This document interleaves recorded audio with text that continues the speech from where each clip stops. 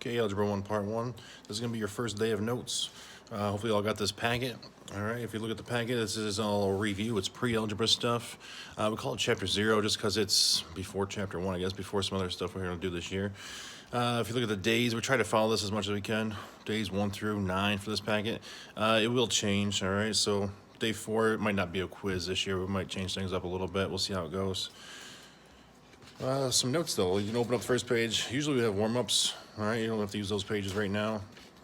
Open up till you find day 1 notes, all right? So we're gonna talk about integers today.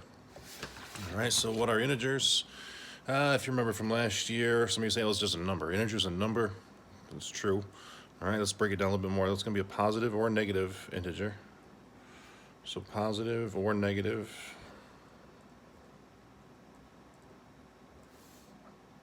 All right, not integer, that's what we're talking about. Let's say positive or negative whole number.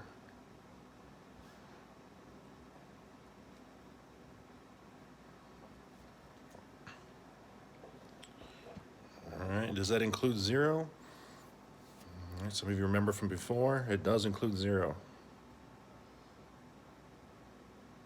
Includes 0. All right, so why do we need integers? All right, why do we need math? Think about it that way. Just a couple quick examples, all right? Hopefully you're all starting to think about how important math is in real life. Maybe miles per hour, right? How fast does your car go? That's one reason. All right, those are all integers. Money is sometimes an integer.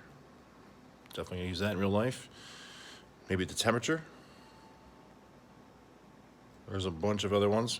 All right, bonus points if you come up with some more, maybe. Let me know the next day in class. List the set of integers. All right, the set. This is kind of like a math term. The set of integers, there's different ways to write sets. Let's think about just the list of integers first. We know zeros in there. All right, I know positive numbers are in there, 1, 2, 3, and so on. We don't write them all those, so let's put dot, dot, dot. All right, we also said negative numbers are in there, so I'm gonna go the other way. We know -1, -2, and so on, -3. We don't wanna go that way forever either, so let's put a dot, dot, dot that way. All right, so there's like a list of integers. How would you say we make that a set? All right, so it's not shaking. We have to put squiggly brackets on it. All right, hopefully your squiggly brackets are better than mine. I call that a squiggly bracket. It's probably a fancier name, but that's good enough for now. All right, we have to close it off though. It has to be a set, so you need one on each end. Close it off with a bracket. So now it's a set of integers. All right, kind of a math thing. Draw a number line for integers. Number line, kind of like the set, but we don't need the brackets anymore. So all you need is the numbers. So 0, 1, 2. Do a couple negatives as well. All right, so there's our number line for integers. Nothing fancy, little review. All right, you're gonna see this whole packet kind of jumps around. All right, those are integers. We're gonna start talking about which one is true or false of all these next statements we have here. At the bottom of the page, we have some symbols you may have not recognized or haven't seen in a while. All right, so this first one reads 5 is greater than 2. So maybe off on the side, let's talk about those symbols for a second. So we got a little bit of room over here. Let's write these down. I have this symbol, kind of arrows to the right. I've got a symbol that looks like it goes to the left, an arrow. All right, if it looks to it's going to the right, that is greater than.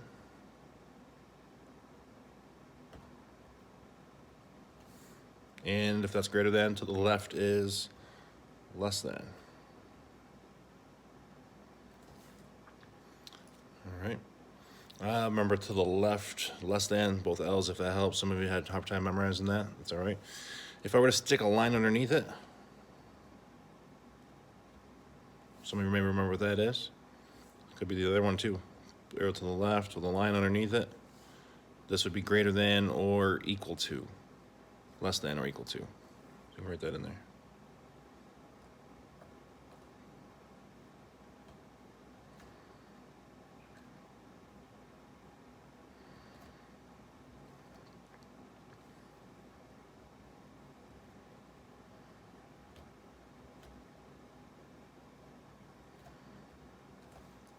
All right, so keep all those symbols straight. Keep looking back at this for now until we get the hang of it again. All right, you might have forgotten about them. Let's just do a couple of these. You can try to finish this on your own on this side of the notes. Slide it back over here. We have number 5. Back to number 1, I guess. Number 1. 5 is greater than 2. All right, is that true or false? Don't have to do any work at least. It's true or false. Is 5 bigger than 2? Somebody's saying obviously, yeah, that's true. I'm not gonna write it out. There's T for true. Let's just do the odds. You can do the evens. All right. You can check homework or check the notes. Make sure you have them all done. Number 3 is -7 greater than -1. -7 greater than -1. You may almost want to imagine that number line in your head. -7's way over here.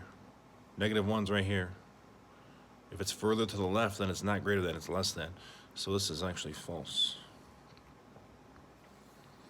Number 5 is 8 greater than or equal to +2.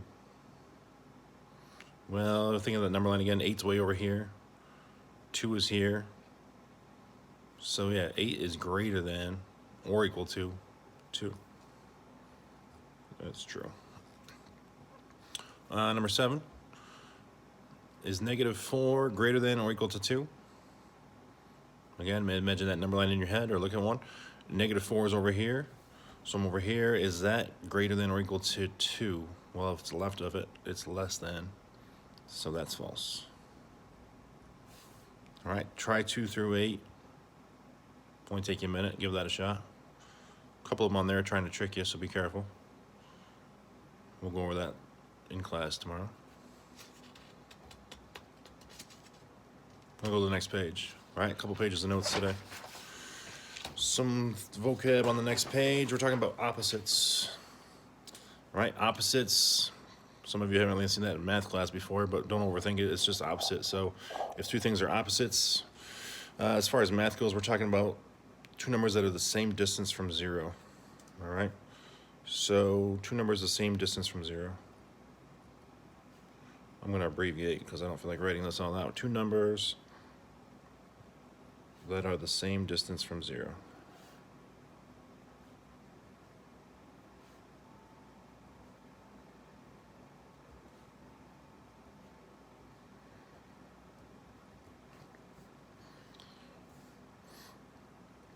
All right, an example.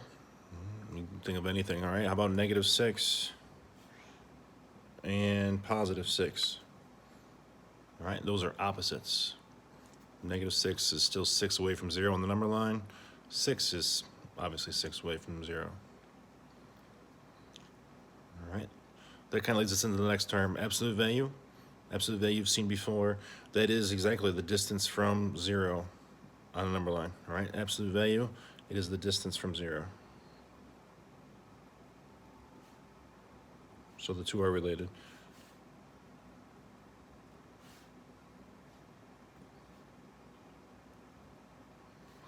All right, again, abbreviation, distance from 0 on a number line.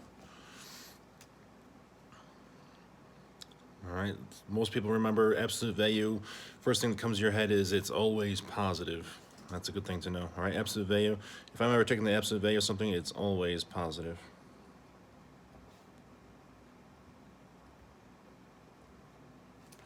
All right, absolute value is always positive. Distance is always a positive length. Some examples, maybe remember, I may have looked ahead of there a little bit. The symbol for absolute value, all right, it's actually vertical bars. If I put vertical bars around a number -3, all right, that means that what is the absolute value of -3? So basically saying, without all the words, what is the distance -3 is from 0 on the number line? All right, you could draw a number line if you had to, but just think of it in your head. -3 is still 3 away from 0, right? So the absolute value of -3 is 3. All right, what if I give you another example? Squeeze some more in here. What if I give you the absolute value of 7? Absolute value of 7, how far is 7 from 0? Well, it's just 7 away. So it stays positive, all right? Don't change it to negative. Some people do that, don't do that. What if I throw something in here just to mess with you? Another example. If I give you -pi, some of you remember, I have no idea what pi is, I don't know. If you do, great. If not, doesn't matter. If I take the absolute value of it, whatever it is, it's some number, it's still going to be a positive. So absolute value is always the positive. That's just pi. All right, a little review.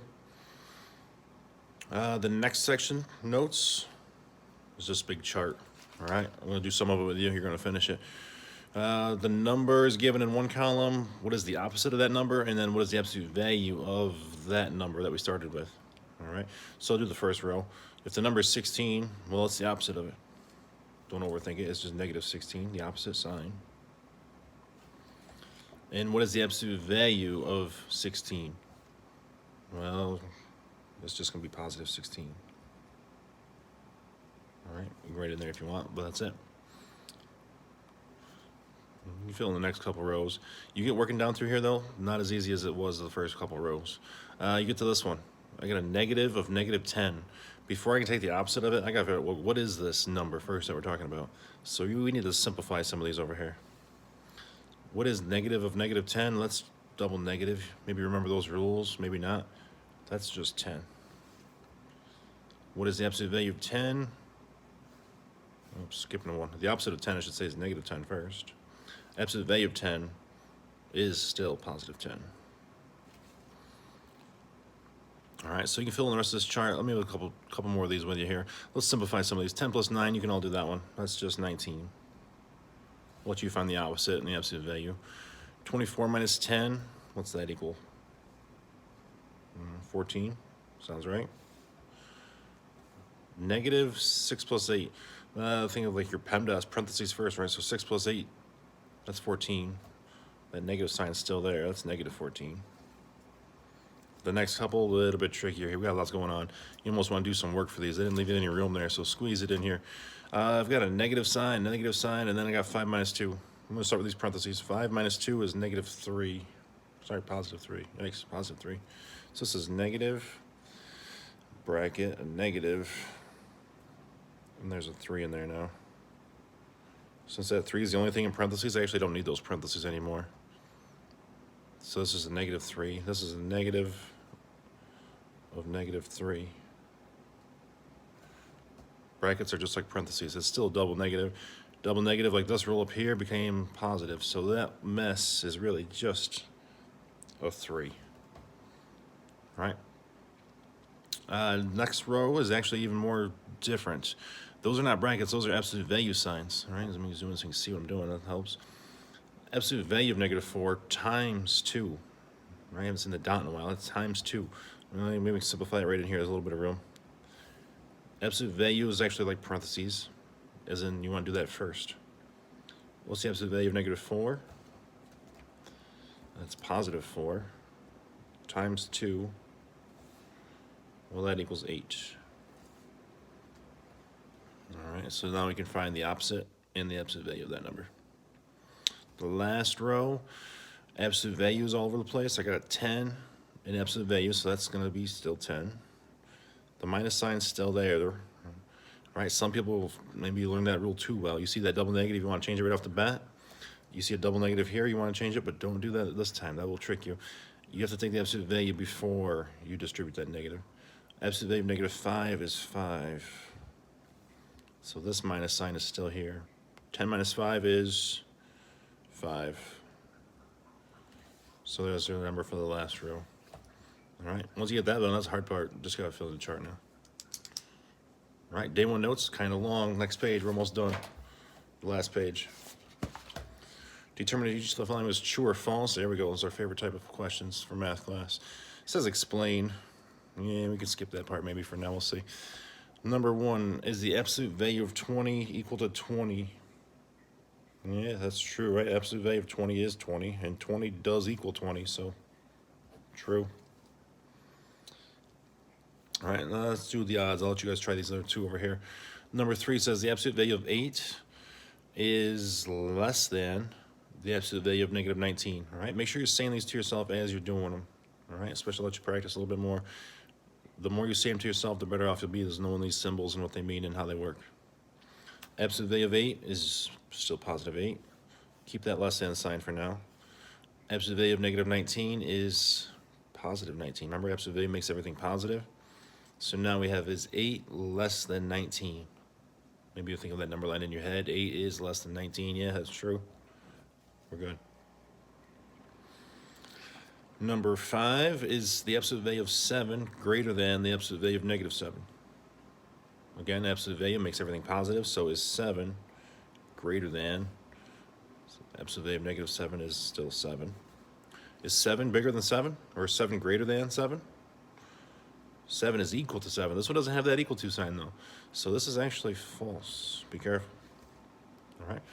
Some of you may remember this stuff. Some of you may not. That's why we're doing it. Try these two right here, and then we're going to be done with notes. All right. Homework is on the next page. When you get to that, all right, front and back.